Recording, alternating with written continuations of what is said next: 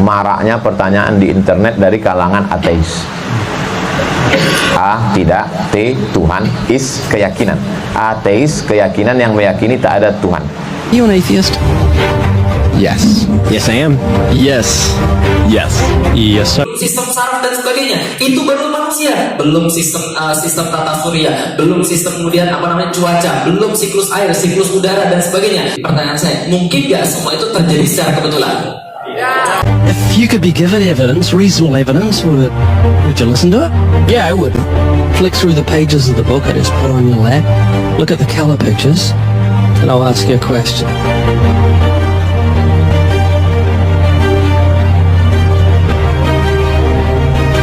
Do you believe that book could happen by accident, that nothing produced the color pictures in the book, that red, orange, yellow, green, blue, indigo, violet ink fell from the sky and formed itself into those beautiful pictures, and then black ink fell from the sky, or from nowhere, and formed itself into coherent words and sentences, capitals and periods and commas, making sense, page numbers fell from the sky, all in order, and then it bound itself and formed itself into a cover with artwork, and there we have a book.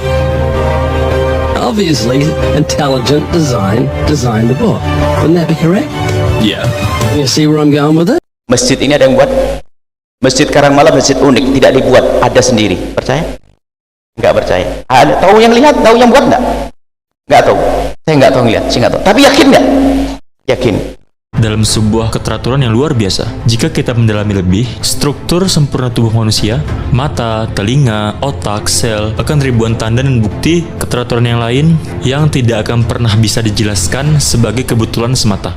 I just want a relationship with whoever built me. This is too much, too weird that it happened by accident. It didn't happen by accident. I don't feel that. Pertanyaan yang kamu ajukan tidak ada. Karena jika ada zat yang menciptakan Tuhan, Tuhan jadi bergantung sekarang. Dia tidak berdiri sendiri jadinya. Jadi kita bilang, selama pencipta ini adalah zat yang diperlukan, yang independen, tidak bergantung, dan diperlukan, semua berhenti di situ. Kenapa Islam? Padahal ada banyak agama lain. Nah, itu pertanyaan yang kutanya ke diri sendiri sebelum aku masuk Islam. Kenapa Islam? But I think it is extremely interesting that they are there and that this work is going on to discover the meaning of some of the passages. Well, I would think it must be the divine being. Saya punya di rumah koleksi beberapa kitab yang dianggap suci oleh kepercayaan lain. Demi Allah saya katakan, sampai hari ini selalu ada penyesuaian, koreksi. Versi tahun sekian, berubah dengan versi tahun sekian. Rubah lagi versi tahun sekian. Dan umumnya tidak pernah ada bahasa yang baku. Di Inggris bahasanya bahasa Inggris. Di Arab bahasanya bahasa Arab.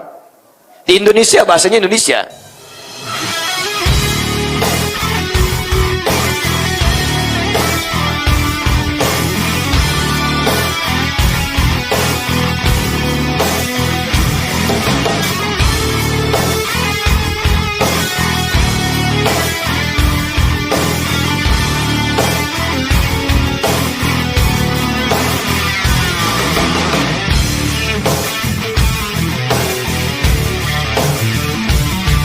Kata dia tidak ada Tuhan, pokoknya alam ini terjadi begitu saja dengan sendirinya, tak ada yang mengatur.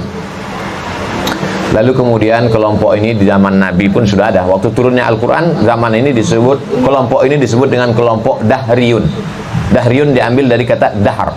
Dahar bahasa Arabnya zaman, bukan makan. Kumaha itu dahar, itu makan. Dahriyun artinya zaman, bukan makan. Orang Sunda dahar itu makan. Dahrudin makan. Namutu kami mati, wa nahya kami hidup, wa ma yuhlikuna illa dahar. Ayat Quran. Kami mati, kami hidup, yang membinasakan kami hanyalah masa. Itu menunjukkan bahwa ateis sudah ada zaman Nabi. Jadi kalau begitu, dalam waktu ketika Nabi diutus itu, di Makkah Madinah itu ada Yahudi, ada Nasrani, ada musyrik yang percaya kepada Allah tapi menyembah Lata, Uzza, Manat, Hubal, Jabat, Tagut. Ada satu lagi kelompok Dahriyun yang tak bertuhan tadi. Jadi mazhab tak bertuhan ini pun sudah tua. Jadi suatu ketika kita hanya disuruh menengok tanda-tandanya, tanda-tanda adanya Tuhan itu. Maka kita disuruh inna fi khalqis samawati dalam penciptaan langit wal ardi, penciptaan bumi, wa fil laili wan nahari, wa ikhtilafil laili wan nahari la ayatin, tanda-tanda. Kita tahu kalau jarum pasti punya pembuat dan pemilik. Kita juga tahu kalau setiap huruf pasti punya penulis. Itu masuk akal, iya kan? Lalu bagaimana mungkin tubuh manusia yang tertata sangat rapi tidak punya pencipta? Banyak orang yang mengabaikan betapa ajaibnya penciptaan ini. Mereka berpikir kalau manusia terbentuk dari atom-atom yang menjadi satu. Mereka menganggap manusia hanya sebagai hewan yang bisa berbicara. Lucu banget kan? Orang-orang itu tidak tahu kalau tindakan mereka yang membantah keberadaan Sang Pencipta sangat tidak masuk akal. Oleh sebab itu, kami akan menanyakan beberapa pertanyaan agar kalian dapat memikirkan topik ini secara detail. Tubuh manusia terdiri dari banyak bagian, seperti tangan, kaki, dan organ dalam. Bagaimana mungkin atom yang buta bisa menciptakan tangan, kaki, dan organ? Pikirkanlah, atom yang sama sekali tidak punya pengetahuan tentang kehidupan, mampu menciptakan tubuh manusia yang hidup. Serius? Bagaimana mungkin atom mata bisa menciptakan mata yang bisa melihat matahari, padahal atom itu sendiri tidak bisa melihat matahari? Apakah atom telinga bisa menciptakan sepasang telinga, padahal atom itu sendiri tidak mampu mendengar? Apakah atom lidah yang tidak mampu mengecap bisa menciptakan sebuah lidah? Apa mungkin? Ayolah, apa itu masuk akal? Lanjut, kita tahu kalau atom itu tidak punya pola, iya kan? Lalu bagaimana mungkin atom bisa menciptakan organ yang begitu sempurna sampai membuat kita berpikir kalau pasti ada pola khusus yang dipakai untuk mencetak organ-organ itu? Organ-organ itu adalah bukti betapa ajaib penciptaannya. Bagaimana mungkin atom yang sederhana bisa menempatkan organ-organ di tempat yang tepat di tubuh kita? Bukan hanya itu, bagaimana mungkin atom bisa tahu organ apa yang penting bagi tubuh kita? Semua itu hanya bisa terjadi dengan sifat tertentu, seperti abadi, berkehendak, berpengetahuan, dan berkuasa. Dan kalian ingin memberikan semua sifat ini ke atom yang bahkan tidak punya salah satu sifat tadi. Serius? Ayo kita simpulkan. Ada dua opsi. Atom yang berkehendak, berkuasa, dan pengetahuannya tak terbatas. Atau atom-atom itu hanyalah ciptaan Tuhan. Ada seorang ilmuwan iseng namanya Roger Penrose. Dia menghitung berapa probabilitas kemungkinan bahwa alam semesta terjadi secara kebetulan. Ternyata dia dapat berapa? Yang dia dapat kemungkinan alam semesta terjadi secara kebetulan adalah 1/10 pangkat 10 pangkat 123. Nah ini anak IPS semua ya. Berapa kemungkinannya? 1/10 pangkat 10 pangkat 123. Sebanyak apa itu? Oke, kita coba tes. Siap belajar matematik sebentar? Oke, siap. Kalau gitu kita tes. 1/2 artinya berapa? Artinya 2 kali lempar, 1 kali dapat. 1/10 10 kali lempar, 1 kali dapat kemungkinannya. Berarti lebih bagus setengah atau 1/10? Semakin besar bawah, semakin nggak mungkin. Bisa dipahami? Oke, sekarang 1/10 pangkat 10 pangkat 123. Jadi gini, 1/10 pangkat 10 pangkat 123. Kata guru matematik, kalau ada pecahan, selesaikan yang bawah dulu. Betul begitu? Oke, selesaikan yang bawah. 10 pangkat 10 pangkat 123. Berapa? Oh, masih bingung? Oke, selesaikan yang atas dulu. 10 pangkat 123. Berapa? Oke, belajar matematik. 10 pangkat 1. 10 pangkat 2. 10 pangkat 3. 10 pangkat 6. Oke, sudah lihat ada polanya di situ? Polanya adalah 10 pangkat n sama dengan 1 yang diikuti oleh 0 sebanyak n. Bisa dipahami? Contoh, 10 pangkat 9 berarti 1 0 belakangnya ada 9. 10 pangkat 12 berarti 1 0 belakangnya ada. Oke, bagus. Sekarang 10 pangkat 123 berapa? 1 0 belakangnya ada 100. Oke, berarti 10 pangkat 10 pangkat 123. Kalau Anda bingung, bagus. Ulama salah. Cendekiawan dan ilmuwan mengatakan probabilitas 1/10 pangkat 10 pangkat 123 sama dengan more than impossible. Lebih dari tidak mungkin bahwa alam semesta tercipta secara kebetulan. Berarti pasti ada yang menciptakan, mengadakan. Jelas sampai di sini? It's insane. Nothing can't create anything because it's nothing. There has to be something in the beginning. Nowhere in our history of human reality has something kind of just appeared out of nowhere. Do you believe that nothing created everything? No, because nothing can perform actions. That makes no sense. It's a default position. If you say nothing created everything, then you're agreeing with Richard Dawkins. You're mischaracterizing Richard Dawkins, because Richard Dawkins, I'm sure he didn't say that. That seems ridiculous. Professor Richard Dawkins, arguably the world's most high-profile atheist, believes that in the beginning there was nothing, and that nothing created everything. As he attempts to justify this belief, admitting that it defies common sense, the learned professor calls nothing something. Watch the reaction of his audience. Of course it's counterintuitive that you can get something from nothing. Of course common sense doesn't allow you to get something from nothing. That's why it's interesting. It's got to be interesting in order to give rise to the universe at all. Something pretty mysterious had to give rise to the origin of the universe. It's exactly what's meant by nothing, but whatever it is, it's very, very simple. And why is that funny? Well, I think it's a bit funny to be trying to define nothing.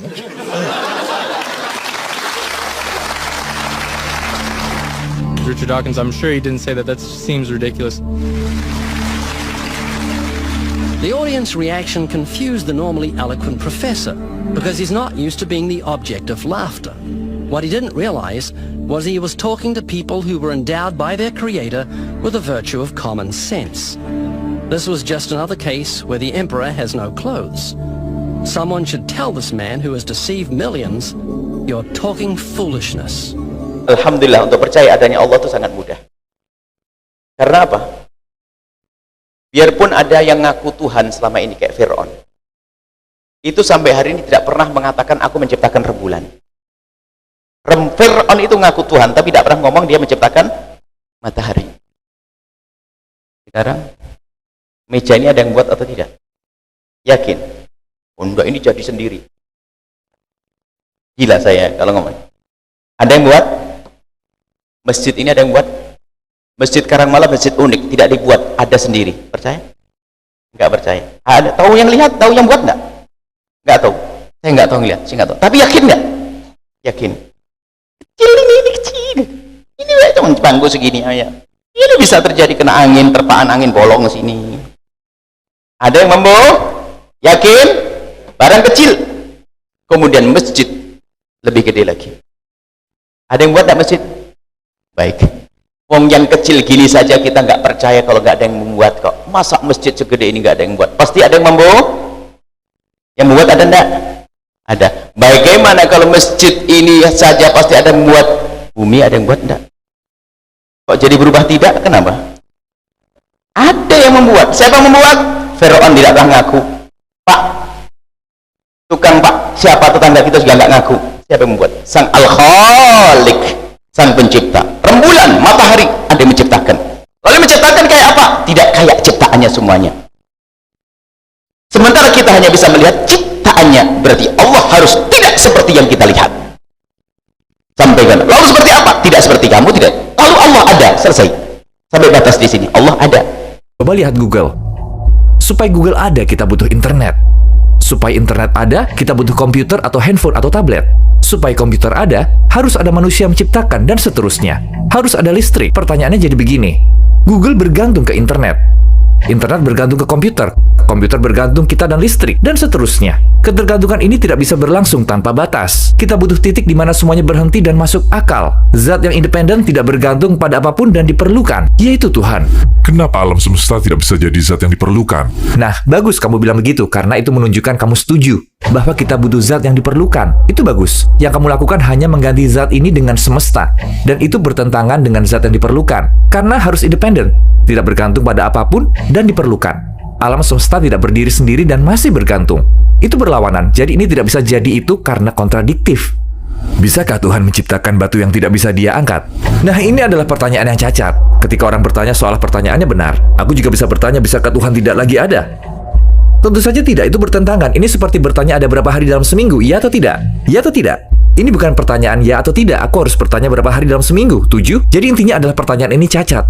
Jadi, bertanya bisakah Tuhan menciptakan batu besar yang tidak bisa Dia angkat?